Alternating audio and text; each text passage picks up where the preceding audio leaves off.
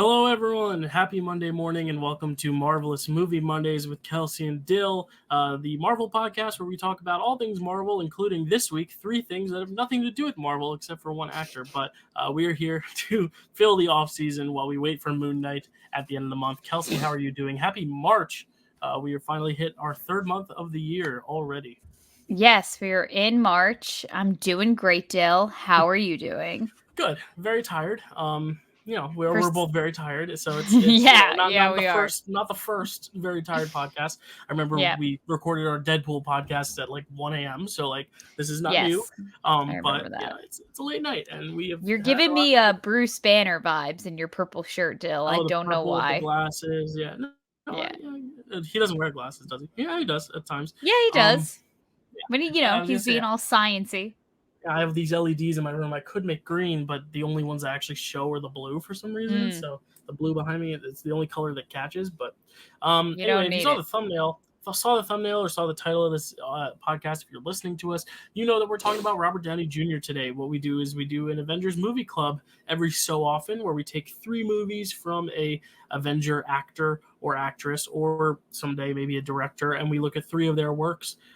This week we're looking at the works of Robert Downey Jr. We like to do this just because I think as Marvel fans, we owe it to the actors to look at their work beyond the franchises we love, because they are talented and very versatile humans that we deserve to look at all their works. So Robert Downey Jr. has a very long spanning filmography. It was hard to narrow it Hmm. down to 3. We narrowed it down to 2 of his Oscar nominated movies, as well as one that is just known as kind of the resurgence of Robert Downey Jr. and happens to be directed by a Marvel Cinematic Universe director. So those 3 movies are Chaplin, Kiss Kiss Bang Bang, and Tropic Thunder. So I'm very excited to talk about Hmm. these. I have seen only one of these before.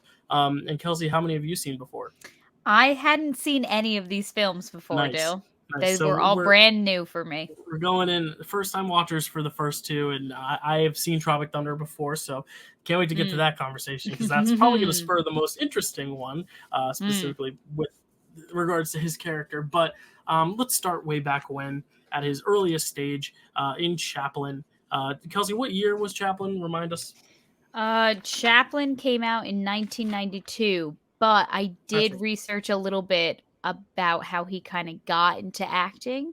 If Sure, yeah. anyone is as curious as I was, Take us through his um, career and leading up to Chaplin, and then take us right into the world of Chaplin. yeah, totally. So, just like how he got into the industry was that basically his father was Robert Downey. He's a Good for him. filmmaker. So he Yeah. was in a lot of minor roles in his dad's movies, excuse me. Yeah. I just some like really interesting facts I saw while reading about him. When he was 10, he was actually took classical ballet lessons in Nice. London for a period Look of at him. time. RDJ. For yeah, like a well-rounded fellow. He was actually in the 1980s. He was a cast member on SNL. Yeah, for like 1 year. And when Rolling Stone did their for the SNL 40th anniversary, Rolling Stone made a magazine edition ranking every cast member of SNL ever. And of course, the top 10 was full of your Eddie Murphys, your Jane Curtins, your Bill Murrays. But last place ranked was Robert Downey Jr. He's known as one of the least successful SNL actors because apparently none of his comedy landed. He was acting in the dark period of SNL times. He was not known to be a very good presence on SNL, which means it's a pretty good redemption story, just given how his whole career has panned out. But no, he was Wow. not well regarded in his SNL days, which is kind of surprising. But it does make a little sense because his comedy is not of that style. Like I don't think of him along the Sure. lines of a Will Ferrell or an Andy Samberg or anything like that. A Bill Hader. Like there's Sure. similarities, but he's not in that type of comedy realm. And we'll get to 2 of his comedies tonight. But Yeah. yeah, very different actor. But yeah, he had a little stint on SNL for sure. That shocked me, I gotta say. And Yeah, then in 1985 is when he had his really big breakthrough, when he was in Tough Turf with James Spader as James nice. Spader's sidekick. Ultron. So now cut to 1992. He's Cool. playing Mr. Charlie Chaplin himself. Yeah. In this biopic, it takes us through the successes and failures of Charlie Chaplin's famous life and career. Directed by the great Richard Attenborough, who most Yes. people know as the old man from Jurassic Park. Also, the director of Gandhi, the Oscar-winning Best Picture film starring Trevor Nice. Slattery himself, Ben Kingsley. He also Indeed. directed the film adaptation of Chorus Line. So he very notable actor slash director, Sir Lord Richard Attenborough, if you will. I don't know if he's a Sir or a Lord. I know there's been some discrepancy on that, but Yeah. he was a very well-renowned director. So Wow. yeah. Rest in power, my guy. Rest in power, Richard Attenborough, for sure. Now, I'll be honest, still, I didn't take many notes during this because Yeah. I was just, infatuated with this performance. It's Yeah, very good. I think when we talk about these movies, it'll be interesting to talk about the work of the film versus the performance, because I think this is one where it's more rooted in the performance, because the movie itself, it's very stereotypical biopic. It goes through the chronicles of someone's life, and I tend to not love these types of movies only because it's Sure. like I like when it more pigeonholes and focuses on one aspect of their life and kind of get more of the resonance that way. Whereas I Sure. feel like if it spans too long of a time period, sometimes it just becomes more of a Wikipedia page of hitting this bullet point and this bullet point of his life, to where there's so much going on in this movie. Like there's so much of his life to cover that I feel like some moments of character are lost, but his performance throughout is just so consistent. So, Yeah. and not the role you would think for him, like Yeah, at first definitely. glance, especially knowing him as Tony Stark, which is going to be also fun to talk about, just the difference between performance styles. Because one of these movies is very much Tony Stark-esque. Yes. This one, not very much. So No, not at all. Yeah. Did you like this movie? Did you enjoy it? Did you know much about Charlie Chaplin going in? Like, what was your... I did. Well, I feel like, you go to theater school and Charlie Chaplin is one of like a name you hear time and time again. I mean, I had watched I took a semester of a comedy class, and that was a huge character we talked about was Charlie Chaplin, and how he, like, the famous bit he did that he gets a lot of backlash for in the movie when he dresses up as Hitler and he's playing with that globe. Yeah. So that was like one of the things we talked about in comedy. So like I definitely knew Charlie Chaplin and some of his most famous stuff. Didn't know much about the behind the scenes of his life. And let me tell you, I did not know he was just like running through women and like just getting them all pregnant. So much so that one woman in the movie, it's like the guy, because the way the movie's structured, it's Anthony Hopkins' character is basically interviewing him about the book Charlie Chaplin wrote. It's like this weird meta book within a book or whatever. So Robert Downey Jr. is an old Charlie Chaplin telling the story of his life to Anthony Hopkins, who's interviewing him about the story of his life that he wrote about the story of his life. And then we see the story of his life while he's telling it. And there's this point where he comes across one of his wives, and Anthony Hopkins goes, "Well, why in the book did you only include 3 or 4 pages? Like, you did not include much about her." And he goes, "Frankly, I did not like her." It's like, this is one of your wives. And he's like, "I just didn't like her. That's why I didn't spend much time talking about her." Like, he had so many wives, so many relationships, but I think the movie makes it very clear that only one of them was really so integral to his overall career path and lifestyle, and that was the one girl that he actually didn't marry and didn't get with. That was his first girl, his first love, who later on in the film he finds out has passed away. And then at the end of the film, the same actress, Moira Kelly, who plays the first girl, plays his long-term partner and his last wife before his death, the one he spent the rest of his life with, and it's interesting parallel between like his first love and his last, being that like that was the one main through line that like kind of launched him into his lifestyle that he had. Very interesting use of the same actress to depict 2 different characters that meant kind of a similar thing in his heart, when all these other women are quote unquote disposable by his standards. Sure. Because like you said, he flew through them, which is very interesting. Like a train, that man. Regardless, the role of the character of Charlie Chaplin, huge shoes to fill. You know, like literally huge shoes. He had like those big shoes. Yeah, that's true. I love that bit. That was that was a fun bit where he was like, so how did you decide to have like the funny bowler hat and the cane and the outfit and all that? And he's like, well, I wish to say that, like me and the cane locked eyes and I just knew that it was the one. And in reality, it was like him running around the dressing room, just like trying on a bunch of different things, seeing what worked, seeing what didn't. I thought that was very fun. And honestly, yeah. you watch these movies like, okay, so you watch like, all the Marvel movies, and you know that Tony, oh my god, that Robert Downey Jr. does like a great job as Tony. Like we all take him or leave him. Like I feel like we all love Tony Stark in like our own way. You know what At I least mean? his performance for sure, yeah. Because Yeah, Civil 100%. War, you saw the fan base kind of divided there. Some Sure, people for like to sure. hate on him, but even though I am Team Tony, but I will say, Dill, I watched Civil War recently, and honestly, I can see both sides.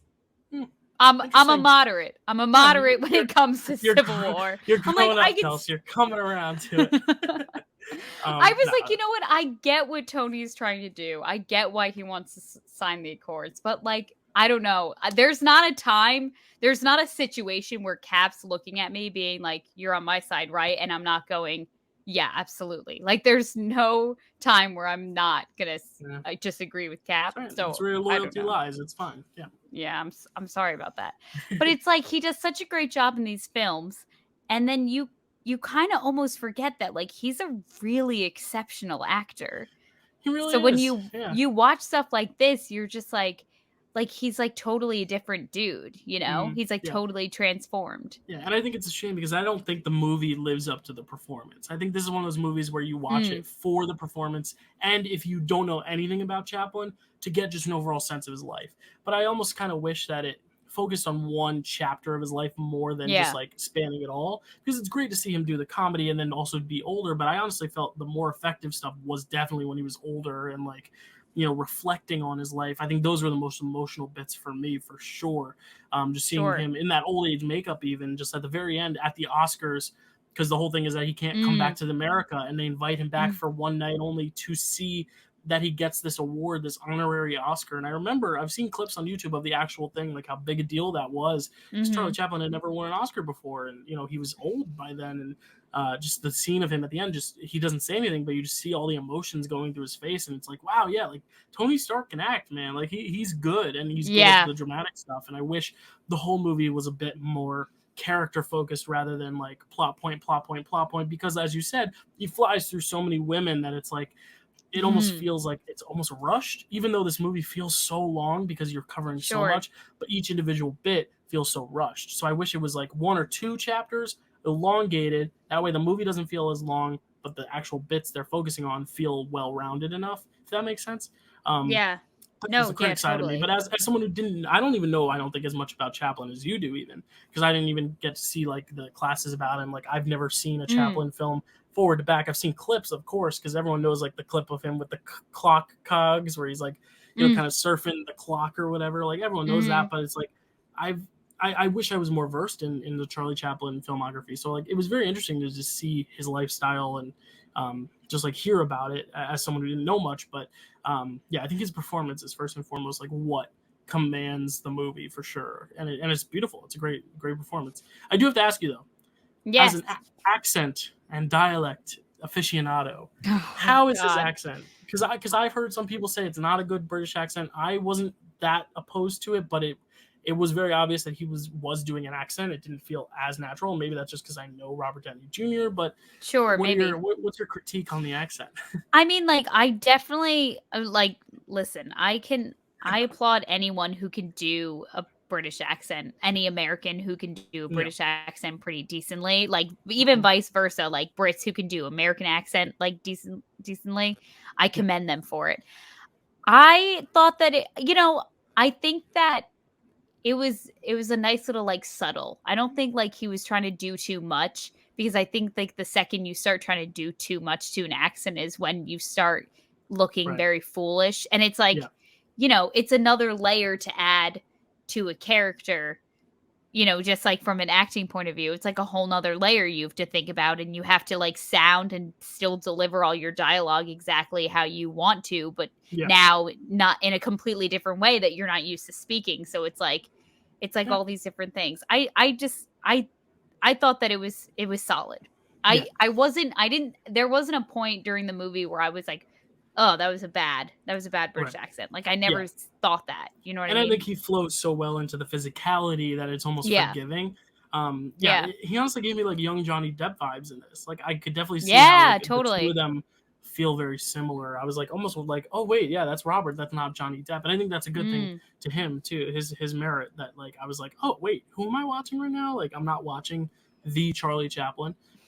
Even though I think my favorite Charlie Chaplin performance is Ron McClure in the Broadway Charlie Chaplin. I'm a big fan of that musical, Mm. but I think this is Sure. also just such a good performance. And he got Yeah. nominated for an Oscar. Like he was relatively Yeah. unknown, at least in the film verse too. Like just not this very well respected, well known super megastar yet. So the fact that he did get nominated and did, I think he maybe even won the BAFTA for this, the British award Oscars for it. I don't remember, but he, yeah, had such good acclaim from this movie, and for good reason, because I think he really acts the shit out of it. The dramatic moments and the comedic ones. I almost wish it was a little funnier because he is such a funny guy, but I get how they wanted to capture the more deep and dark pockets of his life for sure. Sure, yeah. So he was, yeah, like you said, he was nominated for Best Actor. Also at the Academy Awards, the movie was nominated for Best Art Direction, Oh which yeah, that's I, production design, which is what it's okay. called now, which is the sets and props. So yeah. I was like, I don't think we have that category anymore. No, I'm not they familiar with renamed art it. direction. They renamed it to Uh, production design. Yeah, so it's a set and the props basically. and Best Original Score, which I totally Hmm, understand because yeah, the the score music was was good. very good. Yeah. And at the Golden Globes, it was nominated for Best Original Score as well, Best Actor for RDJ, and then the woman who played his mother, who is Yeah, also a chaplain, was nominated for Best Supporting Actress. that was really cool. Yeah, Geraldine Chaplin playing her Yeah. grandmother, because that's like weird to think Yeah. about. Like it was like Chaplin's daughter, so it would be like you playing your grandmother, or like me playing my grandpa. I was like, that's such a cool That's thing. so Like you can say cool. that you That's were in a so movie cool. about your parent playing your parent's parent in a movie. Like Yeah. so in the movie about Jeff Randazzo, I will be playing my pop-up, the father of whoever is playing my dad. Like that's so weird to me. But like that's a cool Yeah. thing. And when they have those scenes together, it's almost like she's looking at her dad when she as an actress, she as an actress, as a character, sorry, is looking at her son, but as an Mhm. actress, she's looking at her dad. And like this is probably the Mhm. closest thing to reincarnation she's gonna get to see of her dad, which is like, Totally. whoo, crazy meta. And Yeah. trust me, the next few movies get even more meta as we go in this slate of 3 movies. But like that's a pretty meta aspect, for sure. Wow. Yeah.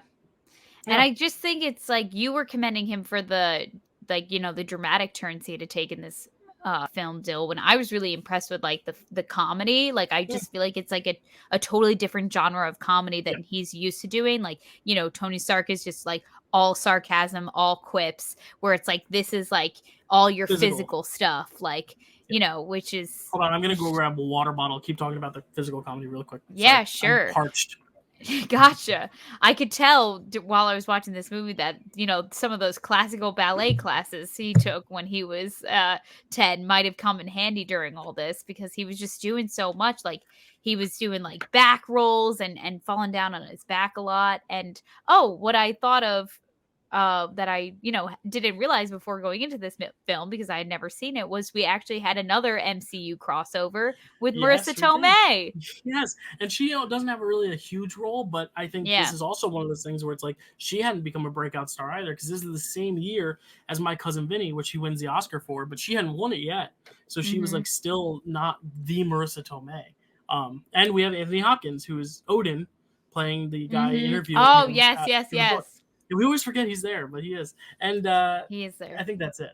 I think that's it. Honestly, Superman's mom in the DCEU is in this, but that's a different franchise. gotcha. No, I remember like going on IMDb at some point just to like look up something while I was watching the movie, and it's like one of the first people was like Anthony Hopkins. I was like, Anthony Hopkins is in this, where? And then it like finally cut to like them having the conversation on the book, and I was That's like, cool. there he is. Makes sense. Yeah, British movie about a British actor. He's probably in there somewhere. he pops up everywhere. Yeah. Yeah. Anything else on this? I mean, I think it's a very straightforward biopic with a great performance. I think we both hit on that pretty well. Anything else to say? I mean, you always give it a rating. I would love to know what you rated this. I gave this movie a 7 out of 10. Okay, I went a little lower. I went 5 out of 10, only because I think the movie itself is just okay, but I think the performance is really good. So I think like if I was going performance, I'd go a 7. or 8, like in terms of like you should watch this for the performance. But as a movie, I was like, I don't need to see this again because it also does feel a little long. Like it's really long. Um, Yeah, I get you. and it feels a little repetitive just in the fact that he does go through so many women, and it's like a lot of them just don't feel like well-rounded personalities by the end of it. Yeah. Where I was like, I really connected to this one or that one or this one, but what are you gonna do? I mean, that was the '90s. All the biopics were long and 3 hours long and all that. Gosh, So, yeah, totally. but speaking of shorter films, let's get to the next one, which is I don't know how much shorter it is, but just the words "bang bang" in the title make it seem a little bit faster and more exciting. But Kiss Kiss Bang Bang, Kiss, 2005. bang, bang. And I think it's worth noting that A, Shane Black directed this, also directed Iron Man 3, and B, this is after the big stuff with his life in terms of drug addiction and rehab and just his road to recovery and just being in the prominent Hollywood eye, being out of it, coming back into it. This was like one of his first things back, trying to get back there. Val Kilmer on set said he didn't even drink. Val Kilmer wouldn't drink out of respect to helping Robert with his addiction, which I respect a lot because Val Kilmer is just one of the greats. Love him. But Shamrock Shake, very jealous. But I haven't seen it yet on camera. Now I just saw. I knew you were drinking it, but I saw it with my eyes. I was like, oh, but yeah, like a lot of shitty stuff happened in his life, and this was kind of like his return. Like, I'm back, I'm healthy, I'm ready to go. And it's definitely a new type of Robert Downey Jr. than we saw in Chaplin. So I'll be excited to talk about this one for sure. So, Kiss Kiss Bang Bang, 2005, directed by Shane Black.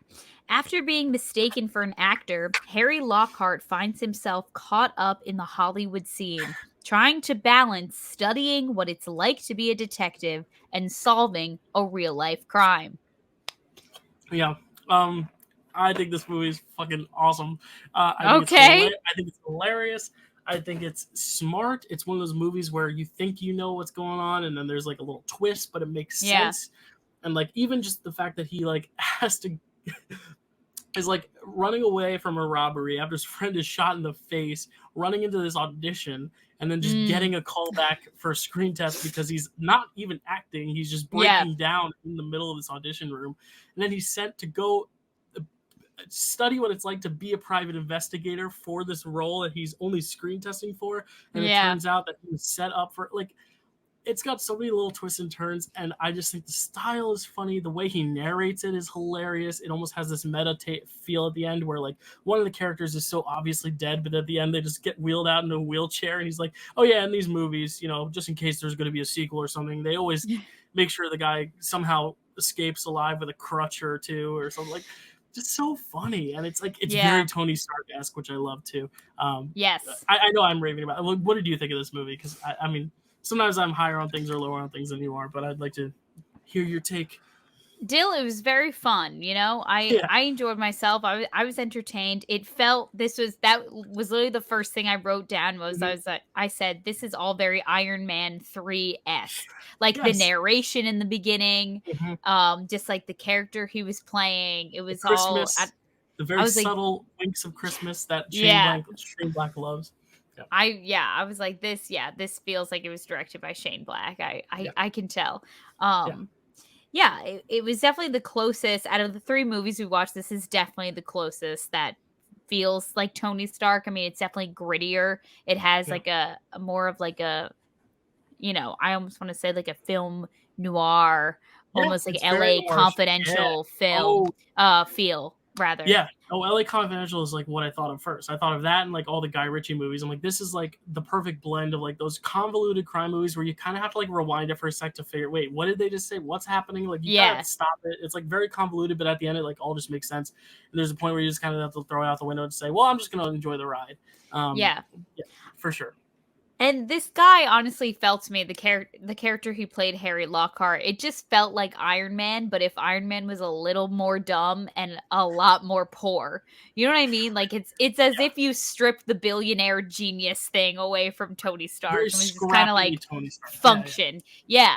And it was fun. It was fun to see him play like a scrappy, not well-pressed guy. It's like Charlie Chaplin. It's Charlie Chaplin. You're supposed to love him the whole time. And like here, it's like, he's not a great guy. Like he's really not. I mean, he like reconnects with his young love that he loved when he was younger. That's what young love is. I don't know why I said it twice, but All good. he reconnects with this girl, really hitting it off, and then the next morning he's banging at her door, apologizing because he slept with her best friend. Like he's not the best guy. Yeah, He's got himself in a lot of trouble. He's literally in the situation he's in because he was running from a heist that ended poorly with his friend's face being blown off by a gun, by a sniper.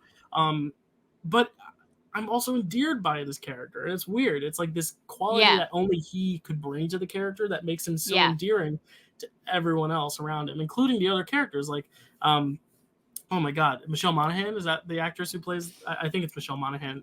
She comes around to him a bunch of times when she knows even that like he's a piece of slime, but like she's like, oh, but I still find myself coming back to you. It's like this weird connection they have.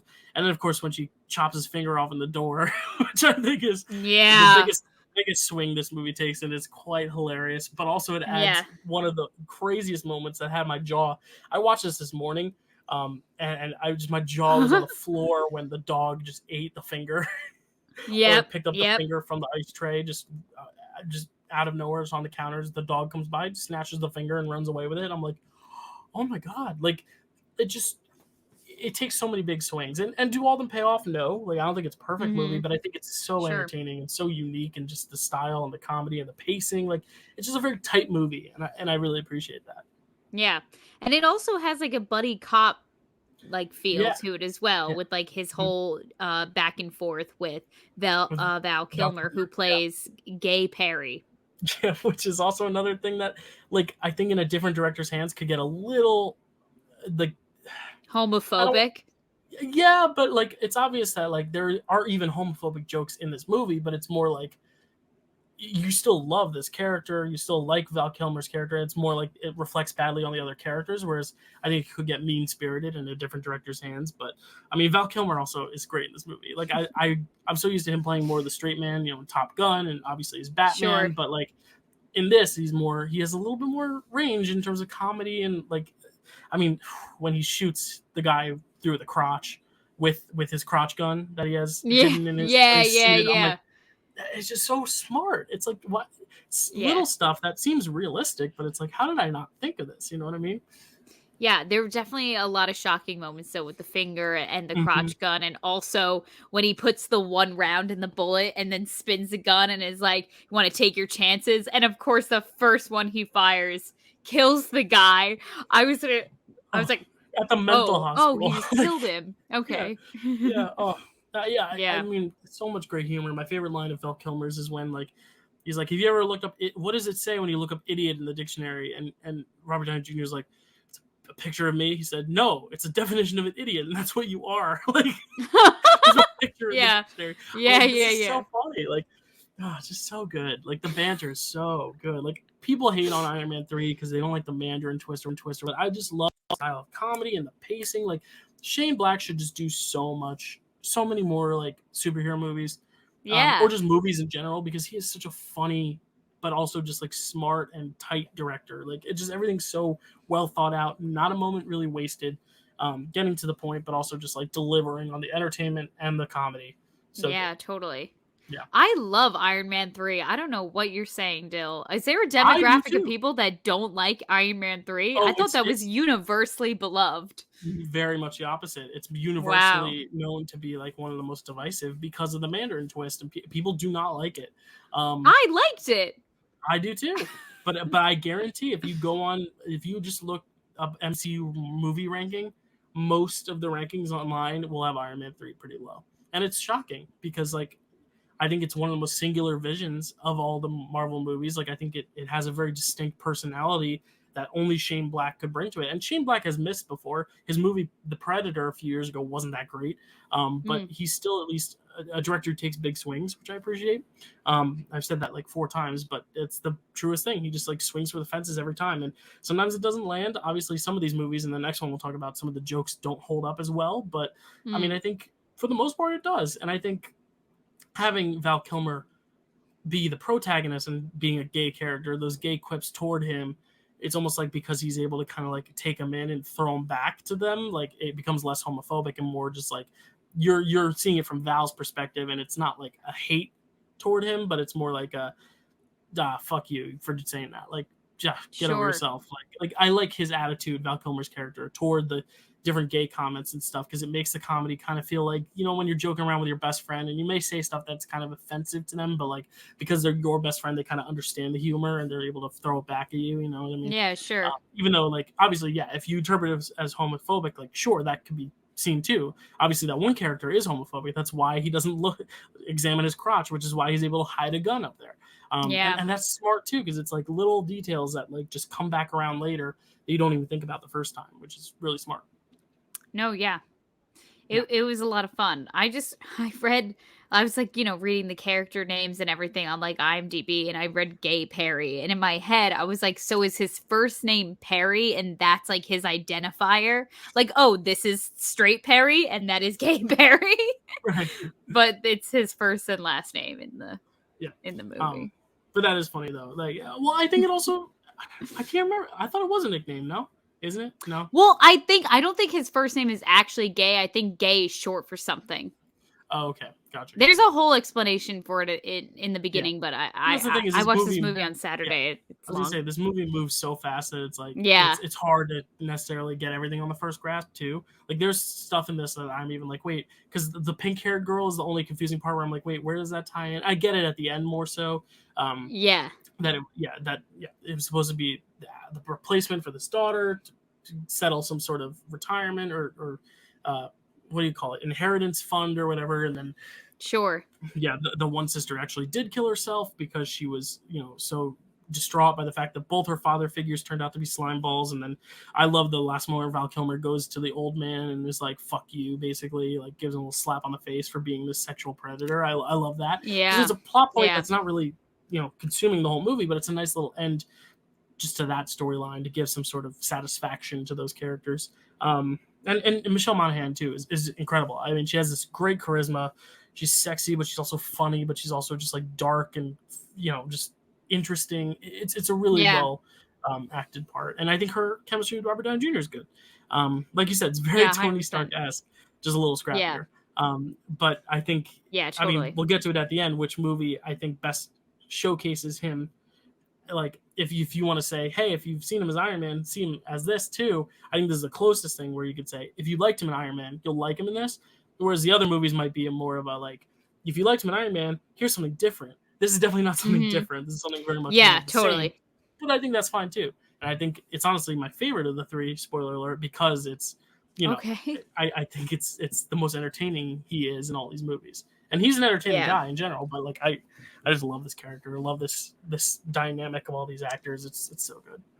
Now I'm wondering what a Deadpool movie would look like in the hands of Shane Black. There you go. There might be something good there. There might be some movie magic there. I don't know. I love that idea. I actually really love that idea. Wow. That, or even like a Fantastic Four, like anything. Well, John Watts is doing Fantastic Four, so we'll see. Is he? Yeah, Spider-Man director, so we'll see. Cool. Seems like that's his next venture, but yeah, and I like how you went to Deadpool because it's like very much R-rated comedy. Like Iron Man 3 works, but like I'm imagining how much better it would even be if it had an R rating and could get a little grislier. But I like it the way it is. But you know, Iron Man 3, I feel like definitely pushes the boundaries. Exactly. Sometimes. Yeah. I'm just wondering what it would be like if it was given an R rating. If it was full R rated. Yeah, I don't know. Tony Stark and Harley is sewing Tony Stark's finger back on or whatever. That moment, the dog. I've never been that like jaw dropped. Yeah, so he was like, the dog has my finger now. The dog literally went up to the ice tray, pulled the finger off, and just ran away with it. Like, so crazy. Yeah, that's Kiss Kiss Bang Bang though. A very good movie. I gave it an 8 out of 10. I'm a big fan of it. I gave it a 6 out of 10. Okay, not as high. It's okay. Not as high. Was there anything particularly that held you back from it, or? Just because it was so familiar. I think I like when I see different sides of the actors, and this was just. That's why you like Cherry so much. That is why I like Cherry so much. You're right. Yeah. Anyway, moving on to the last one, and this is speaking of different.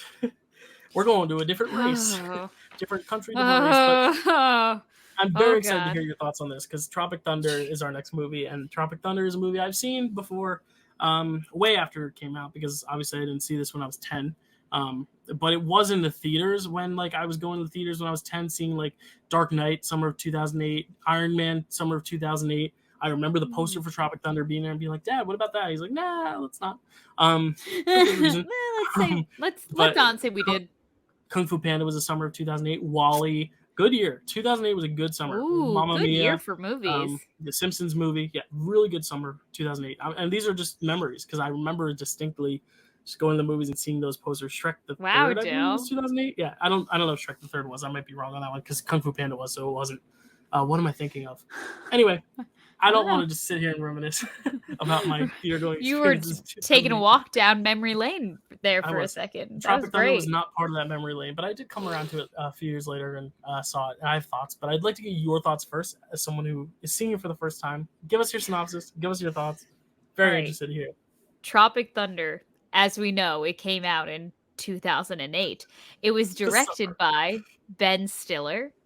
That's right. Okay. I forgot about that. Yes, because I was like, who directed this nonsense? And it was, of course, the one and only. Nonsense. When a film crew in the middle of making a military movie, excuse me. I'm gonna start over.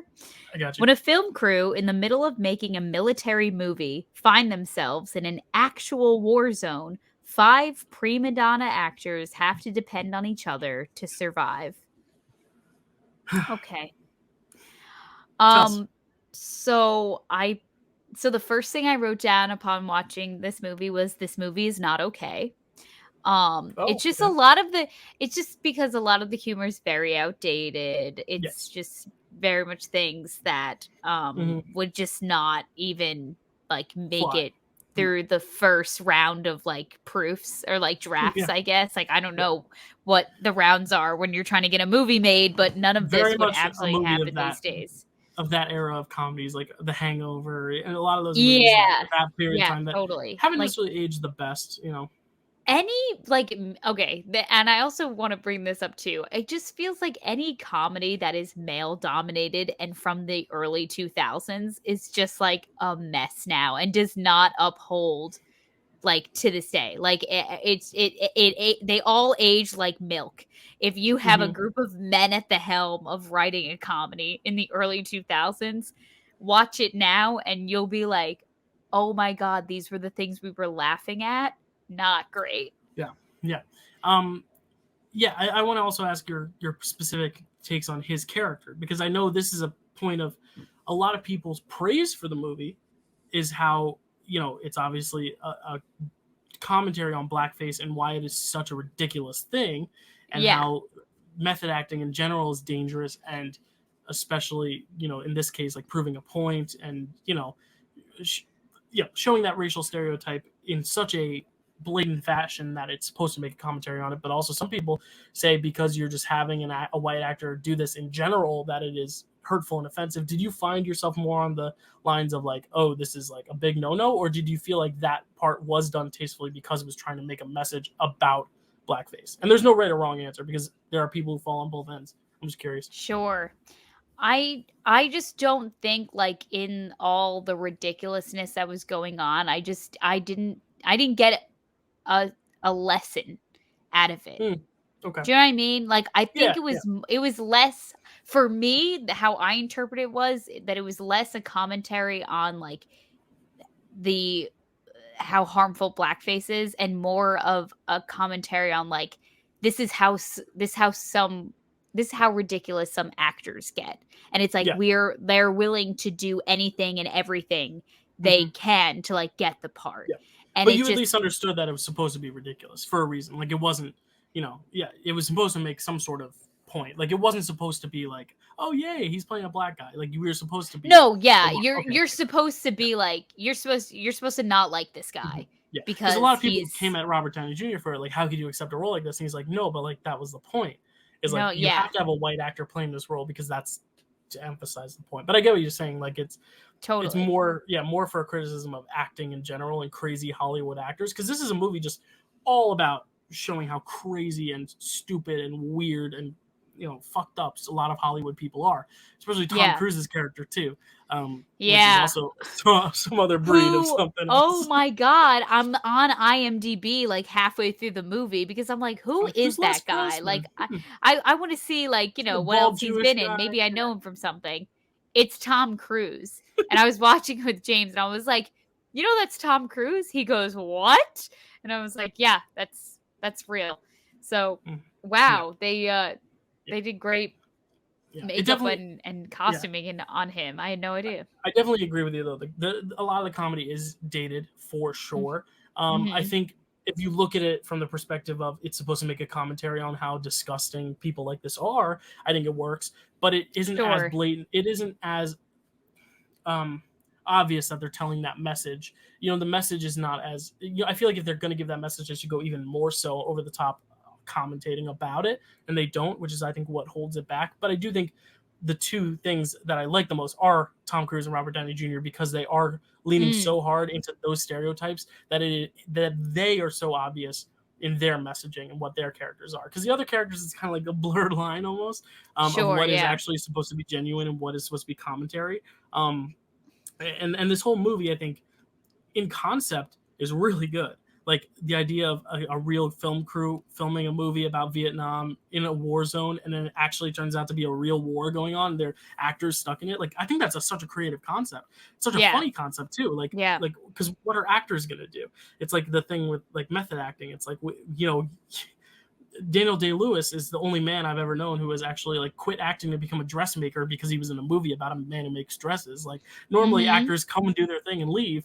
But like, what happens if you're actually thrown into a real life scenario that your character is in? Like, I think that's a really cool idea. But I think the execution, especially nowadays, isn't as nuanced or as effective as it should be or could have been. You know what I mean? Sure. Yeah, it's a good filming concept and not as much an execution. Yeah. Jill, I love a movie that surprises me. And I will say, as soon as they started, he was like, all right, you know what? We're shooting with like the director like takes him out to like the real combat zone. He's like, we're shooting with these cameras all around here. You don't go back to like the real filming location until you make it to into the helicopter, because you all need to really feel what it's like to be here. He takes one step, boom, done, explodes in pieces. Like, and Robert Downey Jr. is the only one like, that guy just died in front of us. Like, that's not fake. Like, this is real life now. That kind of humor I thought was fun. Like, that wasn't as dated. That's just kind of like the shock humor that's like, no, crap, what's happened? Yeah. I honestly think like it would have been more effective of a message, I think, and a lesson is if Robert Downey Jr. did like a really bad. Yeah. Do you know what I mean? Like a real because he's kind of doing a bad black impression, and the one guy, the other black guy actually calls him out on it. He's like, "We do not talk like this," or whatever. Like yeah. That was my as least offensive as I could do it, but for sure. I'm definitely like we have to tread lightly when we're talking about all this. I will not do any impressions myself, but you know what I mean. Just no, envision 100%. me doing it like Robert Downey Jr. No, 100%. I don't know. I don't know what could have made this better. Maybe just don't do it. I don't know.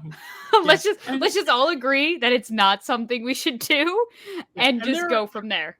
There are funny moments also like on the set. Like I love when the guy gets the wrong cue. The director's freaking out. The special effects guy's like, "All right, we're good to go. Let's go!" And then they just blow up the whole jungle. It's like, oh my god! Like I wish it was more of that. Like just more hijinks.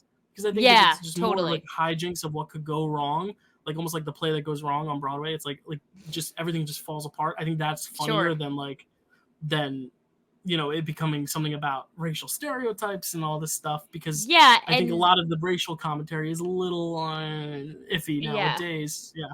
And like Ben Stiller's character, his like main movie being about that Simple Jack character where he was like taking on, the character was on the spectrum. It's like that kind of stuff is like we can do without. Like we've advanced like as a society past that point where it's just like laughing at these marginalized groups is no longer funny. It's just No, it's not. not. It's tired and it's cheap and it's Yeah. old and Yeah. it's And I honestly done with that. think, looking back at it though, like, am I glad this movie exists so we can look at it now and criticize it? I think so. Like, I think I'm glad this Sure. movie exists because we can look at it in that light. Because I think honestly, it might have been their intention to make him make these decisions that are the characters are making so outlandish that we're supposed to criticize the characters to make the comedy. But the problem is, in a movie where these are your main characters, you're supposed to also kind of empathize with them, and it's hard to empathize with them when the movie is trying so hard to make you feel like these are just shitbag humans. I think there's a little line that has to be crossed of like, all right, we need to be able to balance the two, make a big commentary about how crazy Hollywood actors and producers can be, but also making something that we can actually like laugh at the same time. And I don't think it was able to do both those things as effectively as it should have. Sure, yeah. Yeah. Honestly, Jill, I'll tell you who I was most disappointed in was Jack Black's character. I was going to ask, what do you think of Jack Black? We haven't talked about him. I just thought that, to put it in terms of our high school acting class, I thought that he was kind of chuffa. Yeah.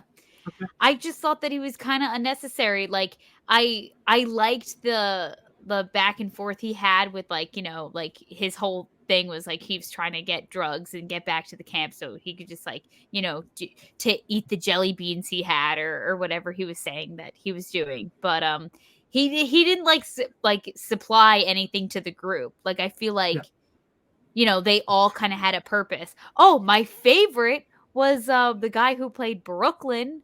I don't know. That was his name, and that was his character's name, but I don't know what his name. Kevin. Wasn't his first name Kevin? Kevin, Sadetsky or something. I'm finding it now. Wait, who was it? Who are you looking for? The kind of like nerdy one. Kevin Sandusky. Yeah, the actor is Jay Baruchel, who played Hiccup in the How to Train Your Dragon movies. He's got a little bit of a kind of voice like this, and he's a little nerdy. Yeah. He's my favorite. He's good. And I am remembering aspects of this film that I did like. I know that I just talked about a lot about it, how much I didn't like it. Yeah, because it's not all bad. Like I think the parts that are bad we've already kind of covered. But yeah, we can talk about what's good, and we also have to talk about Robert Downey Jr. himself. But what else did you like? Yeah, I did like how the ending when they were escaping the captivity, how it mirrored the ending of the movie, like the movie they were making. Yeah. How it's like Ben Stiller and Robert Downey Jr. like he's like, I'm cold, I can't feel my legs, and he's like, that's because they're in a puddle. Like it's like jokes like that are like ha ha. I like that. Like I said, like it's that kind of humor. I think it's a really good concept. It's just I think some of the humor needs to be like, if you were to remake this, I think there could be a really good movie where this group of people is filming a war movie and then they end up in the middle of an actual war, or even something even simpler like they're supposed to be filming a treasure hunt movie and they actually end up finding real treasure, and what do they do with that? Like something like that. I think that could be a cool movie. And then if you want to make a commentary on how crazy people are, maybe then make it so meta, and at the end have a group of people watching the movie and being like, well, isn't this or that or that? Like really break that fourth wall even further or something. I don't know how to fix it, but let's talk about Robert Downey Jr. himself in this movie. You kind of hinted to it a little earlier, just that you think he's doing almost too good of an impression of a black person, that it almost doesn't emphasize the stereotype as well. I mean, I don't want to say I don't want to say that. I definitely don't want to go over saying that. I just think that if it was just so outlandishly, it wasn't caricature enough. Yeah, it wasn't crazy enough. Yeah. Or it's like, this is like me doing my impression of like a purple elephant. Bing bong. That's just Bing bong from from Inside Out. Or if I made a different, you know what I mean? Like just something like so like random. Mm-hmm. I feel like that would have been, I don't even want to say like more acceptable, because none of this is right. But I will say that I did write down like with him, like especially in this role, and I feel like this like genre of comedy, I feel like now we've seen him almost do like 3 different kind of styles of comedy, and this one's one more physical comedy, one's more Tony Stark snarky comedy, and this is just more like it's all in the subtleties with him. Like there's never a moment in this film where like he's doing too much. He's always doing just the right amount. Do you know what I mean? Yeah, he's pushing the boundary enough, but not crossing it. But at the same time, it might be more effective if he does kind of go even further. But I think in terms of just Yeah. actual drama and nuance, like I see why they awarded him the nomination for this. Obviously, he wasn't going to win because he was up against Heath Ledger that year for the Joker, Yeah. and no one was going to beat him, rightfully Right. so, because it's the best performance I've ever seen. But Yeah. it's one of those things where I get why the Academy awarded it, because also, I think in the time they were well intentioned, and I think they did want to make a commentary about how it is wrong to make to do blackface, and like this was their way of doing that and Yeah, emphasizing that. totally. I almost wish maybe you keep it as is, but you have a black director, maybe that would help, maybe, or a black writer, just Maybe. like trying to like Yeah. iron some stuff out. No pun intended. Iron Man. Gotcha. But yeah, like I don't know how to really fix it to make it better, but like yeah, I think there's a lot of good ideas in there, and like good commentaries even. I think the idea of having an actor who feels like he has to go so method into doing blackface, like I think that's an interesting like story element. Like that's a very interesting commentary, just like how it's used and how much it's used and in what light and how much we empathize with him, how crazy or over the top it is. Like all those elements have to come into play. Sure. And yeah, and he's not doing a bad job. I think for what he's given in the script he has, like this is the best he could do. I think it's definitely the weakest of the three performances, if I'm being honest. Like I would have much rather seen him nominated for Kiss Kiss Bang Bang than this, especially in a year with The Dark Knight. There's no use nominating 4 other actors against Heath Ledger. Just nominate one, because it was very clear no one else deserved it more than Heath Ledger. But yeah, I don't know. Yeah. It's interesting because in this film, he almost feels like the straight man, but he's like a total character at the same time. Do you know what I mean? Mm-hmm. And it's like it's hard to like have that balance between those two things. Yeah, because I just think like maybe the other 4 are just so ridiculous around him, and it also feels like he's the one character that's trying to like keep the group together, like keep all the plates spinning at the same time. I will say, like, the funniest moments when it came to his character was when they would be like, "What are you still doing in character? We know we're not filming the movie anymore." And he's like, "Honestly, I have no idea. I don't think I can get out of it at this point." Right, yeah. And that's funny if it wasn't such a crazy stereotype he was doing, or offensive stereotype he was doing. But for sure. Yeah, it's a very interesting film, and I think it's one of those films that doesn't age as well, but I think it's still important to have to talk about. Just for what it, the type of comedy and the type of conversations it was having in 2008, before like Black Lives Matter became such a prominent thing, and before like just movies in general were a little less censored, and blockbusters and franchising was a lot different back then. Like I think it's an interesting like cultural artifact more than it is a good movie, if that makes sense. Sure, yeah. Yeah. Honestly, Dill, like while I was watching it, I was texting him, was like, maybe we shouldn't do Tropic Thunder, because I was like so afraid. I was like, we're gonna be walking through a landmine when talking about this movie. No pun intended. But no, there are people who do really like this movie, and I think it's because they do really see it as an effective commentary toward blackface and stereotypes, and they really do resonate with that character and say like, oh, that is such an effective thing to show us that blackface is wrong. A lot of people have taken that stance too, saying like this is such a good way to show people how ridiculous it is. And if that's the case, if that's what you get from it, I think that the movie did a good job then.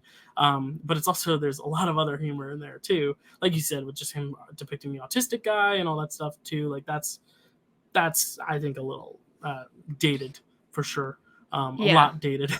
But yeah, people do like this movie. People genuinely like, and I do think it's well shot. I think it's well made. Like the sets are cool. The actual like use of the landscape and environment is cool. I think for the most part the performances are okay. Like I like Tom Cruise. He goes so over the top that it works. Like it's just something different from it, which I like. The makeup is great in making Robert Downey Jr. actually look that way. It's kind of scary how good it is.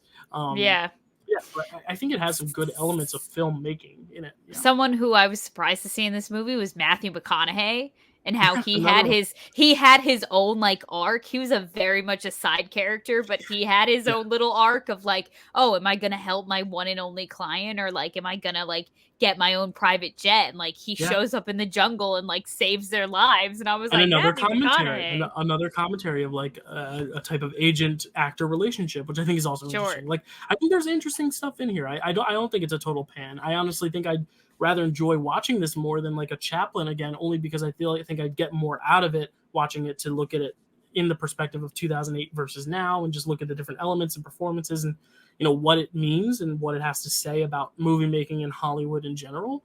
Yeah. Yeah, I don't think it's a bad film. I would give it a 6. I think it's very middle of the road. I think it's a good concept, not the best execution, but I think it's it's got some stuff there that I think is worth talking about and looking at. So I give it a 6. I gave it a little bit of a lower score, Dill. I gave it a 3. Okay, yeah, I knew you were gonna go low with it, but hey, Just you because, saw it. like, You can say you saw it. I can definitely say I saw it for better or for worse. And it's just not a movie that I'd ever go back and rewatch again. Like Yeah. Chaplin, I could see myself watching again on like a rainy day, a hangover day, if you will. Or even You and I like Kiss have Kiss such Bang Bang. different- Like, You and I have such different interpretations of hangover movies. Like, yeah, I wouldn't watch any of we these do. three. Honestly, maybe Kiss Kiss Bang Bang is too smart. Like, too much going on for me to enjoy Yeah, that. But there's like, too much to you pay think attention more to. like slow, laid back. Whereas Yeah. I like to watch more like Slow and indie and like, my hangover movies are more like get me laughing, bring me back to life type thing. You know what I mean? okay, no, mine are like I'm dead anyway, so But you not might like as Tropic well. Thunder laughing. Like I'm talking like smart, funny. Like I don't know how to describe it. Intelligent humor. Like a good rom-com. Like Forgetting Sarah Marshall. Great hangover movie. Oh God. Do you not like that movie? I don't like that movie. And it's because I watched that movie in such a bad like circumstance that I now just attach that movie to the With a bad memory. circumstance. Okay. I That's was fair. I watched it in college. There was a huge snowstorm. I ordered food. The place that I ordered food from, like through DoorDash, was closed because of the snowstorm. And so DoorDash was telling me the whole time, "Oh, the restaurant's making your food. The restaurant's making your food." They were never making my food. They were closed. So then I was starving for hours. I had to call for another place. I made a poor pizza delivery man come out in a snowstorm because like I didn't have any food in my dorm. And now all the while I'm trying to watch this movie and I'm like, I can't even enjoy this anymore because I'm hangry. Okay. I'm tired. I'm upset. It's snowing. I gotta go. Okay. So well, anyway, that's all my right. So quick let me rant. try to pull another one out of my ass that you. Yeah, go ahead. Yeah, like 13 Going on 30 is a classic. Like anything like rom-com that's like sweet, kind of romantic. That is what a rom-com is. Yeah, The Big Sick romantic- is a good one. I just watched that the other night. It's good. And It's good. I had a good time. Yeah, I like- fell like, I asleep think on it's- it, so I don't know how it ends. But I will my God. rewatch that one day. The movie What If actually stars the girl who is in The Big Sick, Zoe Kazan, with Mhm. Daniel Radcliffe and Adam Driver, and that is a good movie. It's What called If? What If? Yeah, it's on Prime. Watch it because Okay. that's another good rom-com. Like I think rom-com is my go-to hangover cure, All right. or like a really good action movie. Hey. but Different strokes for different folks. but I like the bleak indie choice. Like like let me sit and wallow for 3 hours and get over Yeah, this hangover. I like that that's- approach too. It's good. That's my approach. I Yeah. will say, Dill, I noticed that at some point in this film, he was wearing a pair. RDJ was wearing a pair of like multicolored glasses. They were blue or yellow or something. And I just Yeah, wrote down, I'm like, does he have it in his contract that he has to wear like colored sunglasses in every role he takes? Because that I don't know. appears to be his thing. Is like Yeah. he's wearing like He's yellow wearing them shades. right. He's wearing them right down there too. Yeah, He's there wearing he the is. shades. He's got this Tony lighter. Stark glasses on right there. But yeah, those are the 3 movies. If you had to recommend one, like as your favorite, I mean, obviously you ranked Chaplin your best, but like, would you say like if someone asked, "Hey, I like him as Tony Stark. What else should I watch?" What would you say? Honestly, I would turn someone in the direction of Kiss Kiss Bang. What's it called? Kiss Kiss Bang Bang. I would take a page out of your book, Dill. I would do it too. I'd say, if you liked him as Tony Stark, here's Tony Stark, but like without his life together. Enjoy. Yeah, essentially, But if I had to be like, you want to see something completely different, watch Chaplin. Or I could say, you want to see something completely different, watch Tropic Thunder. You want to see something completely inappropriate? Tropic Thunder. You want to see something completely offensive? No. Yes. And there were other I mean, Sherlock Holmes is another good one we didn't get to cover, but again, like, I don't Yeah. love those movies, but I think he's good in them. Was he also nominated for an Oscar for that? No, Golden Globe. He won a Golden Globe for it. Oh, okay. One for That's what Golden I was Globe thinking of. actor, best actor in a comedy for that. I'm trying to think of other ones. I mean, Doolittle was a piece of garbage, but if you want to see Robert Downey Jr. pull something out of a dragon's butthole, then watch that. There's a scene where he literally has to get gold out of a dragon's butthole, and like the dragon's like breathing fire every time he touches the butthole. It's weird. It's weird. It's about a movie about a guy who can talk to animals, and it becomes that. So yeah, Robert Downey Jr. Not the like best track Dr. record Doolittle. Yeah, he's Dr. Doolittle, but he's like Okay. going on weird adventures, and I don't know. None of the Doolittle movies have been very good. Actually, I covered one last month on Picture This. It was not that good. So I kind of really wanted to watch his like first. It said that it was his first leading role. It was a movie with him and Molly Ringwald. What was it called? Oh, it's a rom-com from the 80s. Oh, it's called like first. It's called like Weird Science? Oh no! It's called like the Sidekick or something. I'm not getting that at all. Let me see. I mean, just Chaplin was the first one that like made him like a huge star. But let me see. Hearts and Souls. No, yeah, Only You with Marissa Tomei. Less Than Zero, Johnny Be Good, True Believer, Chances Are, Pound. or the first time or the first kiss or something. I'm not getting that at all. Hearts and Souls. Hold on. The Singing Detective. Ally McBeal was a TV show he was on. The Pickup Artist, 1987. I did not even come across that in my. Where is that? I don't know. It's on IMDb. Interesting. A womanizer meets his match when he falls for a woman in debt to the mafia. Oh, that description took a turn. If we ever do another pass through of these actors eventually down the line, because we're going to need to fill up episodes for years and years to come, because the MCU will never die. I think if we revisit this, we can look at that. We can look at Sherlock Holmes. We can look at Zodiac, which also stars Mark Ruffalo, which is just one of the best films ever made. So like, I think it would be fun to look at just other movies of his. Maybe we'll save Zodiac for Mark Ruffalo, because Mark Ruffalo. I'm putting 13 Going on 30 on the ballot because it must. I know. Yes, it is my favorite rom-com, so it must be there. What were you gonna say? No, Zodiac, good hangover movie. Really? Okay, yeah. It's like long and mellow. Yeah, a few times. Okay, so you like Zodiac. Okay, so I like Zodiac. Yeah. Okay, cool. And I like 13 Going on 30. There you go. So then we just have to find another one that fits the trifecta. Maybe The Kids Are All Right. Even though it does seem like we are teasing a Mark Ruffalo movie club, we are not. We're not. Unfortunately, next week we are not doing that. We are doing something a little bit more shocking. Kelsey, what are we doing next week? We are ranking the MCU's top 10 most shocking moments. Jaw-dropping moments, people. Not counting deaths, though. Because we ranked deaths already, which, only one podcast of ranking deaths, because we don't want to get too morbid on y'all. But yeah, next week we're going to count down our top 10 most shocking MCU moments. One of them may be a little bit of an asterisk. It might be kind of a death, kind of not, but we'll see. Because I know what my number one would be, but if it's a stretch, I can replace it. But okay, we'll get there when we get there. Don't tell me, because I want to be surprised. So that's what's happening next week, and then the week after that we'll find something else to do. It is March, so maybe some March Madness, maybe some brackets going on soon, maybe. We'll see. We're doing a bracket. Anyway, Kelsey, where can I find you? You gave it away. Sorry, I had to. You can find me on Instagram at Kelsey A. Kilpatrick. You could find me on TikTok at Cause13, or you can subscribe to my YouTube channel, Cause Productions. You ever have your hands on your jeans or pants so long that like your hands start to sweat, and now you just? Do you ever put on a new pair of jeans and the ink comes off? Yeah, no, I know what that is. I'm not talking about that. I'm just talking about just like sweat in general, just being like, I'm like uncomfortable now. It's warm. It was warm in the city today. I should not be wearing jeans. Anyway, you can find me at Dylan. I'm tired. Sorry, I'm tired. Dylan_Randazzo on Twitter. Dylan Randazzo 417 at TikTok. And here at the Dill Pickle Movie Network, if you're watching on video, please, thank you. Subscribe, like, comment. That'd be great. If you're listening to us on audio on Spotify, Apple Music, Google Podcast, Stitcher, Anchor, any of those platforms, thank you. We're getting a lot of good audience from around the world, so I figured it might be fun before we go to shout out some of our international folks listening, because Okay.